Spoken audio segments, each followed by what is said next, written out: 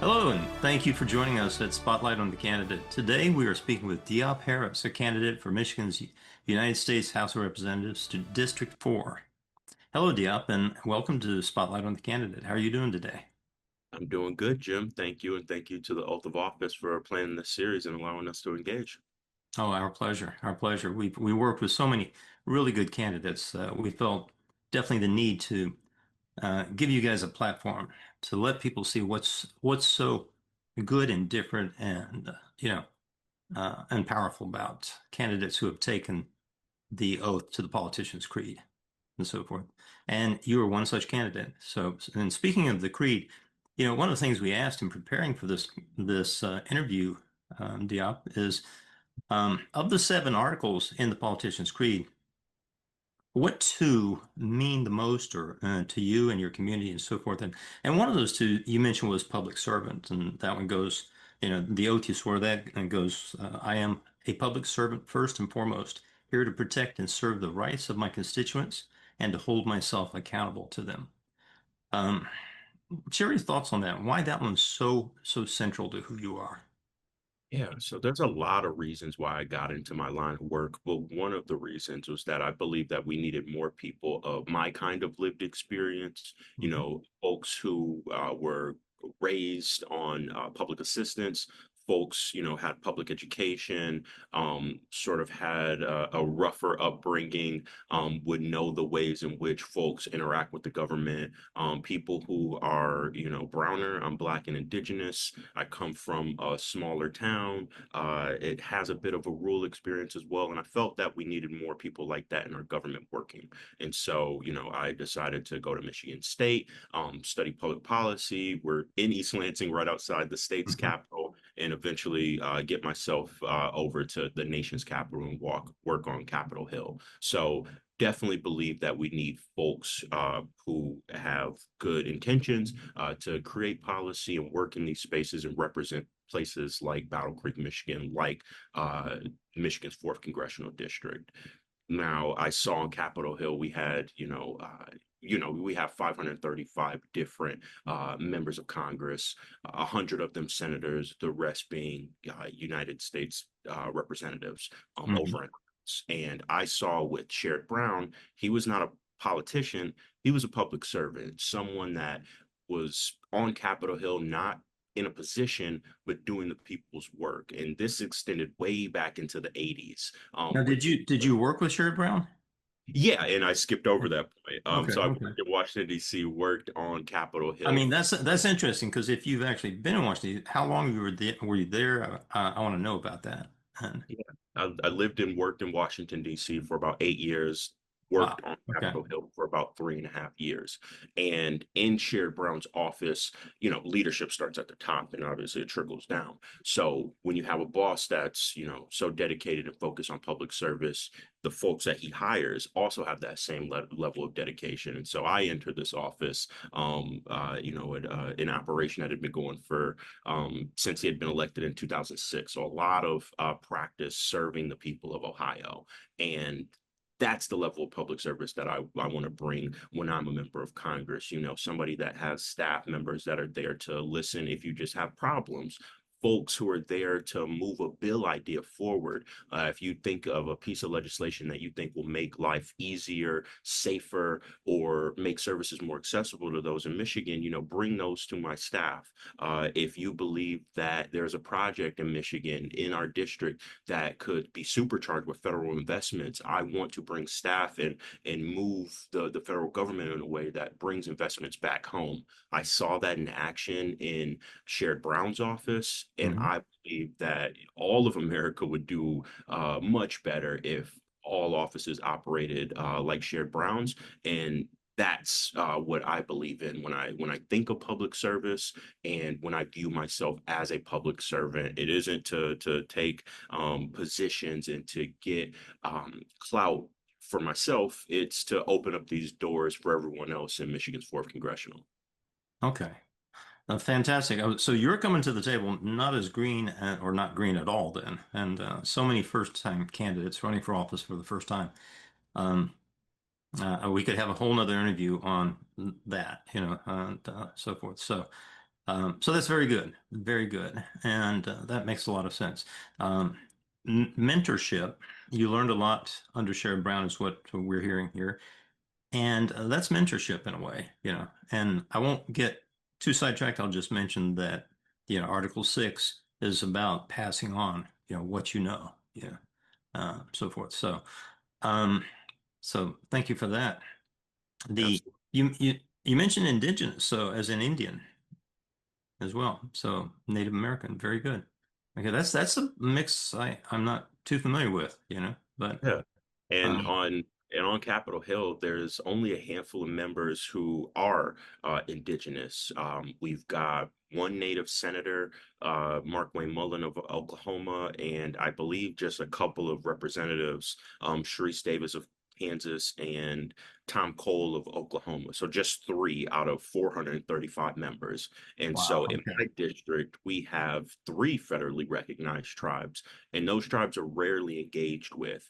And so indigeneity is not just, identity politics for me. It's actually our winning path. We have a huge voting block here in Michigan in our congressional district that's rarely talked to, and is key. Actually, if we, speak to the tribes in our congressional district, we can Mhm. literally pull votes out of thin air. So we just give them a fighting chance. We can pick up some of those votes. In contrast, we saw in 2024 some of those key voting demographics who vote for Democrats. We saw those sorts of folks slip away and vote for Republicans or just not vote at all. And why was that? It was because Democrats didn't talk to them and Mhm. Republicans actually did. So that's what I'm planning to do, is to use my own heritage and upbringing as a sense of strength, not, something that is just a piece of paper or some sort of identifier, but is a key to unlocking more votes in building a bigger coalition here in our district. So the pathways for communication for you across the entire spectrum. Oh yeah, it's talking to each and every resident of this district. Yeah, fantastic. Very good. One of the other articles that you mentioned that is close to you is protecting the vulnerable. And I can, you know, we can already see that out of what you said with regards to public servant. But Article 5, protecting the vulnerable. Your oath says, I shall work to enable the public good and protect the most vulnerable within our community. Do you want to talk about that? Who's Yeah. vulnerable in your community?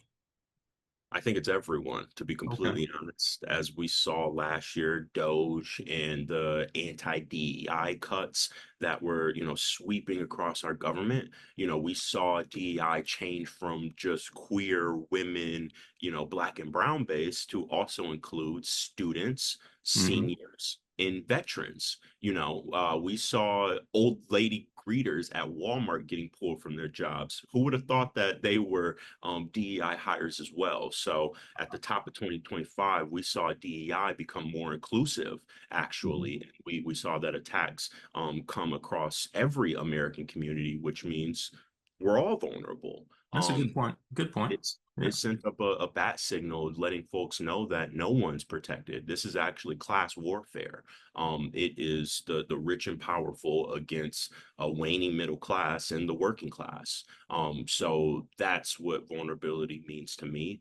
Myself, like I said, I'm Black, I'm Indigenous. When I was growing up, I was someone that was known as a quote unquote at-risk youth. I'm someone who had a community that wrapped its arms around me, knew that I was vulnerable, but knew that I was someone to be invested in. After school programs that made sure, if folks' parents were, off working or may have not had a safe at home environment, making sure you did actually, you could stay at school for another few hours, you can play, have fun, or even catch up on your homework. So I'm affected by some of these programs and some of these community projects that pick up at risk or vulnerable folks. So I see myself as a voice and a walking, living ambassador for folks like that. A key point of pride for me was when I worked on Sherrod Brown's campaign in 2024. There was a volunteer that was passionately angry about the prospect of another Trump White House. And Dane, I won't say his last name, but Dane was deaf and blind. Oh, And wow. I was able to make him a consistent volunteer on our campaign. He had a magnifying glass that was about as thick as the Hope Diamond, but it was that tool that let him see. And while he may not have been able to knock doors and carry out an effective conversation like you or I could, he Hmm. could enter that data and make sure that, if we had a senior who wanted to knock doors but couldn't input that data online, we had Dane, who was hard of hearing and hard of seeing, but he found a tool that let him see, and he was able to contribute in his own way. And so I actually, I get a great deal of pride when I find someone who has been left out, doors slammed on them, folks who have told them no time and time again. I love figuring out ways to get them involved, get them to participate, and find some sort of investment to what they're working on. So it's hard for me to really pin down what exact actions I would do to help the vulnerable. It's just something that I walk around and live each and every moment. Okay, yeah, and I can see that because there's so many different ways we're all vulnerable, and so forth. So yeah, okay, and well, I mean, I absolutely love the sincerity that comes across in this. It's obvious that you've you know you've walked the walk and you're talking the talk. So very good. Um, Yeah, and it was so always a pleasure when I worked on Capitol Hill. On Capitol Hill, obviously everyone's wearing a suit and tie. It's their wow. special occasion to ask their rep or their senator for, that help on that bill. But it was always great meeting those folks who came to DC who weren't in the suit and ties, who had no idea how to speak to congressional staff, honestly had no idea what their ask was, but they just knew they needed to make something happen while they were there.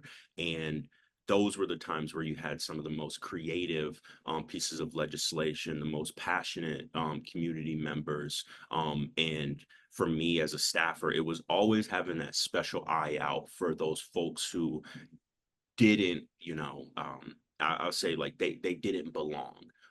Folks who were broken in some way, misplaced. I forget the place from Rudolph the Red-Nosed Reindeer, the island of misfit toys. I'm Yeah. always out for those misfit toys and figuring out how I can help those folks out. They mean something to their community, and they deserve a voice as well. Okay. Very good. And now you mentioned one of the reasons that everybody's vulnerable is, of course, what's happening in the current environment and so forth. And it's incredibly, you know, pugilistic, um, offensive, and to some extent, we have to take the battle to, you know, to the offenders. We have to take it to them. But at the same time, how are you going to do it in such a way that you can prevent it just escalating? How are you going to turn this into a positive path? And what, I mean, do you have a strategy for that? If if you get elected to office, you know, what's the positive path forward from there? Yeah. Yeah. And that's what my campaign's all about. Sort of in this moment of despair, it feels like we're defending or having to attack back. We're not really clear on what we're fighting for. So my campaign understands that we know that Donald Trump sucks the oxygen out of the room in any type of conversation you're looking to have politically. So I'm not looking to compete against that. I'm just looking to show folks what we're able to do in our communities. Donald Trump, they are not. We're able to, have community events and understand your neighbors at the very bare minimum. You're able to gather and be with people. We can do at least that. We can put our heads together on housing and talk to local developers, local city officials, and build solutions locally. We need that federal investment and a member of Congress involved. But as I'm running for Congress and looking to be our next member, we can do some of that local organizing, think building, all of that stuff right now. Actually building, a coalition that can not only get me elected, but to pass these policies as well. So we're not just on the street corner saying abolish ICE. We're actually organizing to get our county governments out of ICE contracts. We're looking for, city governments to pass ordinances that wouldn't let ICE into sensitive places. We're taking each one of these opportunities to, create the world that we want to live in 2027, and in 2029 when Donald Trump's out of here. So I've been leading with our positive vision forward. We're Mhm. not starting with the complaints against the Republican administration or Bill Heisinger, our current congressperson. We're starting with we're going to combat climate change, and not only are we going to protect the futures of Michiganders for generations to come, we're going to employ people and we're going to put money in pockets right now by investing in this technology and by putting our people to work. That's a whole lot better of a conversation and a vision that can draw people into your campaign less than when you're responding to, oh, Donald Trump is just letting the oil barons get all the tax credits, and what the hell even is a tariff, to most folks. So if you can talk to them about how we're going to make it so that you can take a bus here in rural Michigan and go straight to a regional airport, something that's unheard of in our little part of DC, or in Michigan compared to DC, that's a conversation folks want to have. And it's hard to get into the other stuff. So starting with the positive, it's like the Obama era. And I apologize because I was a freshman in high school and I'm addicted to hope. But I believe that's the vision forward. Folks need to feel hope and opportunity, for them to be willing to fight for your campaign and then to fight for the better future, at a future point. Okay. And so I love that message, by the way. And you talk about the fight and so forth. Um, but it's important also that you can express very clearly what the stakes are. Yeah. What are the stakes that we're facing here, folks? And I love interacting with you, Diop. You've got a great positive energy and positive. I mean, you're eloquent. You come across friendly every time I've interacted with you. You're easy to get along with and so forth. Um, but I'd like to hear you frame the stakes that we're up against if we don't turn the ship. And, and therefore, this is why we're fighting, you know. Yeah, and it seems as almost this question is it And, and, is and, and well, I apologize for asking it this way because, as I said, you are such a positive person. But that being said, go ahead. no, So, absolutely. It's and like I was going to say, it almost becomes easier to answer each and every day because the stakes get higher. Another reminder of folks why we need change. In December we saw energy rates increase, and mhm, why was that? It was because my primary opponent, the energy chairman, actually legislated with the energy utility companies to raise rates. mhm, In January we saw health insurance premiums skyrocket. Why was that? Well, because Donald Trump and Bill Heisinger voted to not extend, the ACA subsidies, and now we see folks across the country have to pay more to go to the doctor. So I could put out all these white papers and try to over explain these, circumstances, but folks are seeing it, as they're paying bills to, each and every day. And so it's sort of reminding them of that, but then letting them know we can flip this scenario. We don't have to accept status quo and keep voting for either Democrats who are gonna kowtow to the corporate interests, or the Republicans who say they're better for business and also are, stomping on our civil liberties. We don't have to accept that. We can accept, having a way to make it forward and expanding the middle class and expanding civil liberties and civil rights. That's what I'm mhm. looking to propose. And so, as we see, murders in our street, we can put forth an actual real solution. I'll go back to a question you asked earlier, in a sort of different way, but as we hear the chance to abolish ICE. I agree. This agency cannot stand as it does today. But I also, listen to the words of Jim Clyburn in 2020 around the George Floyd protests. He says, sloganeering gets people killed. And I believe that, we can't, just hide behind a saying. We actually have to have a proposal behind it. And so as we look at ICE murdering people today, we can't, the agency can't stand as it does, but we realize we are in the largest human migratory event in global history. There are more people moving, which means that more people are going to end up in America, and we're going to need some form of immigration enforcement. I say let's move it from DHS, move it into DOJ, bring all of those sorts of reforms we want, and have it as an actual law enforcement system rather than a kangaroo court and rogue bandits in our street. So as long as you're real, genuine, let folks know you're an actual person who's in their community. You talk to them about their actual problems, not what you're reading, via, the consumer's report, or the jobs report, but by actually talking to folks, listening and hearing what they're going through in their lives, and then proposing something that could actually solve it. And I saw in the Kamala campaign, Mhm. to address housing in America, it was $25,000 to help, down payment for first time home buyers, which great program, but here in America, more folks are renters, Right, so exactly. who is that problem, or who is that proposal helping? So Developers. yeah, so we got to do Yeah. all of these things in order for folks to win. And it sounds like a Mhm. lot, and it is a lot, and it's a bunch It, of work we haven't been doing, but it lets us know this work is definitely doable in the future if we just do it.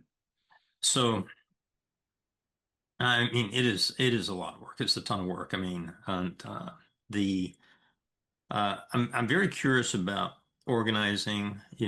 Hopefully you will win the seat, the office, and so forth, and what your plans are to organize and stuff like that. Because it sounds like it's a tremendous amount of work. But fortunately, you and your district won't be doing it alone. Um, and just, but how does all this work get done? What are your explicit thoughts on that? You know.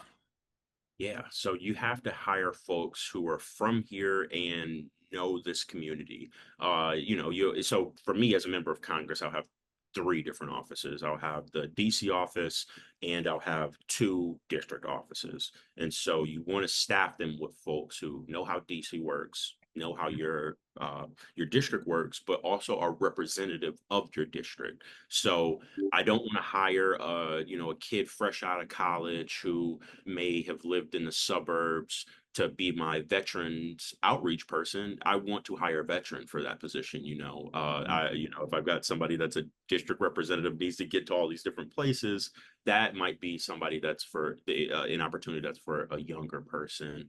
But I want to make sure that my staff is representative of the district that I represent, and that we're bringing in folks that really do want to serve the people. Um, I myself am an organizer, so it helps to build a campaign that thinks intentionally about building coalitions, voting blocks, working with different communities, and that's how I intend on building my office. How I want to organize the kind of work that we do. I don't want to treat anyone like special interest, but it's good to know that certain folks care more about these issues, and you can count to engage with them in that way. And I saw the best do it, Sherrod Brown. Now, can I say I had some disagreements about, certain operations? Oh yeah. Uh, And do I think I could do certain things better? Absolutely. And we're going to do our best to do those things. But that's sort of the model I want to follow. Having people in those places in Michigan who know, what, these spaces that they're working in. It's almost like you don't need to hire staffers. They're just people from Michigan. yeah, very good, very good. And I like that. Success. I mean, success or failure in any business or in office depends upon the people you surround yourself with, and it's a huge amount of work. You're going to need tiers of people. You know, first tier, they're going to need to understand how they themselves can pass work along and so forth, and you know, but fortunately, you've had some experience there. You've had some experience on yeah. Um, both ends of that and so forth. So very good. Um, it's, I mean, coming into it, I'd say this is a massive project for anybody in office and so forth. But you're making it sound like it's easier than it looks. Um, so I definitely hope that I'm gonna obviously stay in touch and stuff like that. I want to make sure that that should you win, and I hope you do. I want to, watch what happens because I think you'll be very, very good for office for District 4. Very, very good. Yeah. And I feel so confident in saying that it is easier than it looks. Running for office, campaigning, as long as you got a set of some good ideas and some good people around you, you can make magic happen. I didn't think that I was going to get a former county chair to, be my treasurer and help manage the books and all these other folks who have endorsed and offer support for my campaign. Didn't think any of this was possible a year ago, and yet here I am, 8 months into a congressional campaign. There are a lot of folks who want younger folks to be involved in politics, want different kinds of people to represent and be involved. And the things that we thought were expensive are either free or a lot cheaper. It's just once you get into it, you'll realize that these steep, high barriers you had in your mind, the barrier may only be a phone call.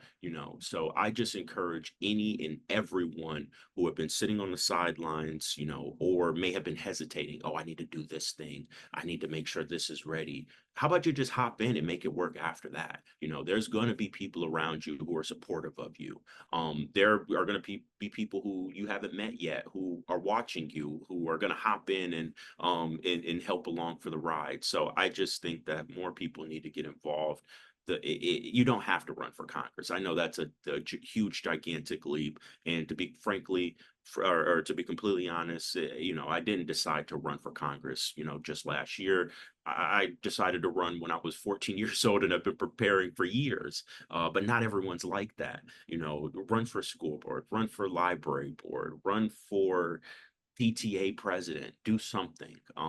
Because your community needs you. Your voice is, solely missing from whatever table, whatever room you've been waiting to get into. So now's the time to hop in. So if people want to get engaged and stuff like that, do you have any channels for them? I mean, um, I looked at your website. You do have a volunteer option there. But what do you suggest that? What else do you suggest?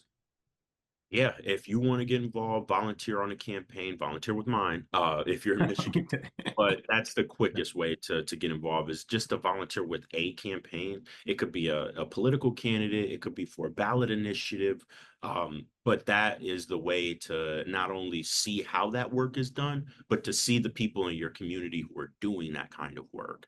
And say you might get looped into to volunteering by joining a phone bank, and then you realize, talking to people over the phone isn't your deal. Well, when you go to that phone bank, maybe you meet Cheryl or Dave and you hear more about what they do.